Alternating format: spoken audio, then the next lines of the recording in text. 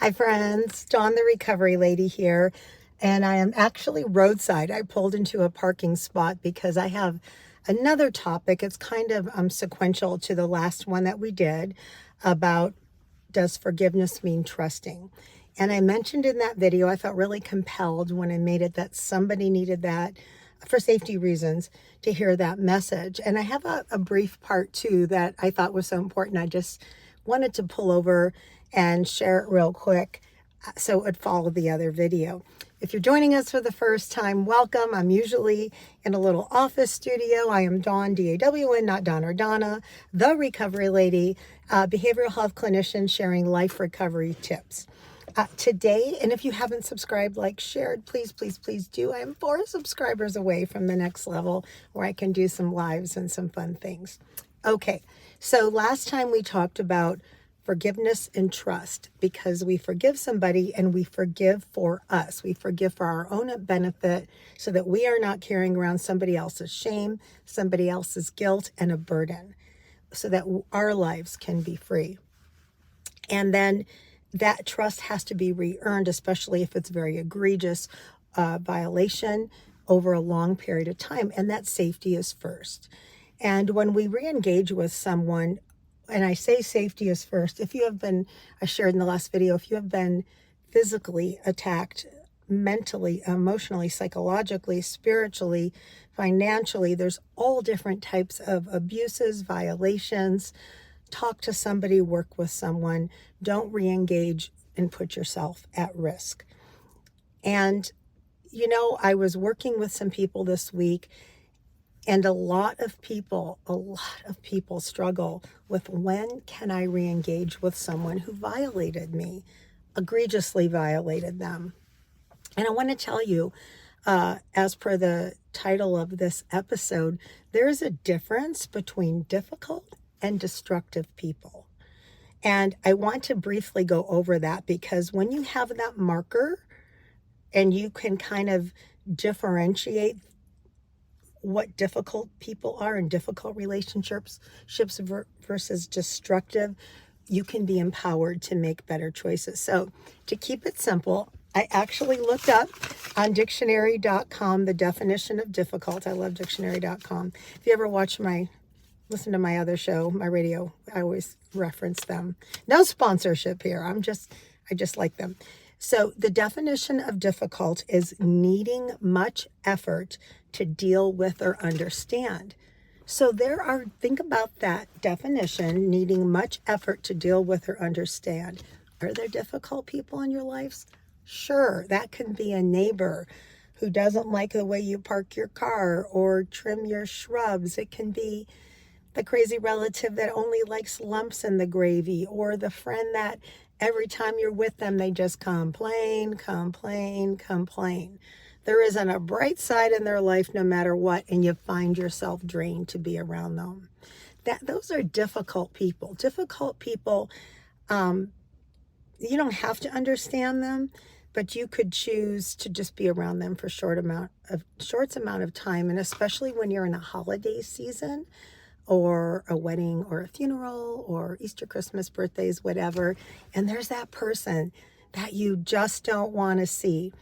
We can handle, as long as we're safe, difficult people for a short amount of time. Meaning, you're going to go to the every Christmas movie that you've ever seen, where it's the crazy dysfunctional family, the people are difficult. You get through it so you get the benefit of the family. Those are situations that are manageable. Difficult people, we just kind of don't have to spend a lot of time with them, but it's not damaging to our souls, to our physical, emotional, sexual, financial, psychological, spiritual health to be around that person. That's a difficult person versus a destructive person.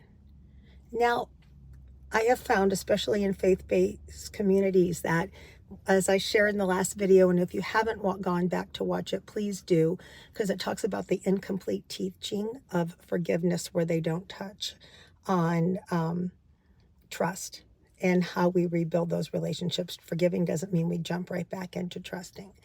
So you definitely want to watch that. And I've just someone had said to me recently, they were going to an event and they had been sexually violated by a relative, an uncle.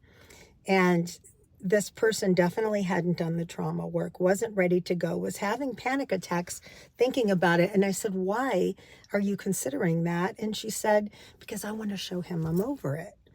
Well, you're not showing anybody anything if you go put yourself in a situation with someone who violated you and nothing has changed. And if nothing changes, nothing changes. So it is so critical that we don't re-engage with destructive people. And what is the definition of destructive? And let me look in dictionary.com. I want to get it word for word. Okay, the difficult person needing much effort to deal with or understand.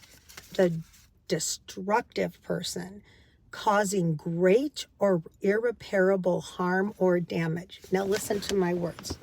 A destructive person causes great or irreparable harm or damage to us. That is the litmus test. When we forgive someone, which we should do for ourselves, do we re-engage? You might have people that have said, oh, it's been 20 years, get over it. Go back, be with that person. You need to move forward. Dude, you probably have moved forward. You probably have forgiven. That doesn't mean that you re-engage with a destructive person, meaning they still actively are hurting you. There's no remorse, repentance, restitution, recovery. Every time you're exposed to them in any format, they are destructive. And I tell this to my patients and clients all the time. In recovery, if you're in recovery for a substance use issue, you know who's a destructive friend? The guy or the woman or the person, whatever gender, that you were drinking and using with. Oh, I can handle being with them.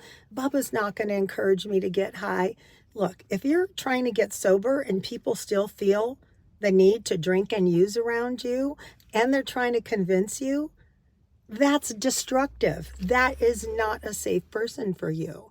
And the same with friends and family members. If you are, every time you try and re-engage with that person, they're tearing you down. They're telling you what you're doing wrong in your life. Like we talked about in the other video, they're borrowing your money. They're stealing your money. They are taking your inventory, meaning they can just list everything you've done wrong. And why haven't you done this? And why haven't you do that? That is different than a difficult person. Difficult person isn't trying to control you and cause you great or irreparable damage or harm. And this is very tough. This is a very tough life recovery tip, because people who haven't been through what you've been through will tell you, just move on. So what? It happened a long time ago. They don't understand, with nobody else around, what that dynamic, or maybe with others around, between you and that destructive person look like, and what it's doing to your soul, and how it's compromising your safety physically, mentally, emotionally. And I just, in this video, if this is you I'm talking to, and again, I have felt quite a burden that somebody needed this message lately, I want you to know you're free and you have permission to not re-engage with someone who continues to hurt you. You don't deserve it. You may have a part of what happened in that dysfunctional relationship, but you're not going to heal if you value yourself so lowly that you continue to re-engage with a toxic person who is destructive. And you know, the most destructive people are covert. They don't do it in front of others. So people say, oh, isn't, Joe so charming? Why don't you go be with Joe? Maybe Joe's the uncle that violated this woman I'm thinking of right now, and smirks, and everybody thinks is so good and charming and wealthy, and he's a perp, okay? He's a perpetrator. It's not okay. You have value. You have worth. What other people think doesn't matter. They haven't walked your life. And I know somebody needs to hear this right now. To the fact that I am now late where I'm going, but I wanted to share this so I can get it posted. You are beautifully and wonderfully made. God knit you together in his womb. He knows every hair on your head and he loves you. And God's best for you, your higher power's best for you, is not to be continually damaged over and over and over. You don't have to go back to that. There are a lot of people when they hurt you, and hopefully you, when you've hurt people, who change, who get recovery and a remorse and seek help and work so hard to change those behaviors. But you know what? There's a percentage of people who just don't. And you don't have to be their battery object. If this is for you, you know it. You know, they say in recovery, take what you like and leave the rest. If this didn't apply to you, let it go. But I just want to encourage you, don't judge others based on the decisions you're making. You haven't walked their journey. And I just want to share that today. I want to tell you guys I love you. I appreciate you. I actually pray for you guys who watch me. I'm a person of prayer, and I'm so grateful that you're taking this journey with me. This is a safe and sane, and I always say we're getting saner community where we live in the solution. I'm Dawn, the Recovery Lady. Please, watch this video, subscribe, like, and share if you feel so inclined. Love you guys so much. See you next time. Mwah.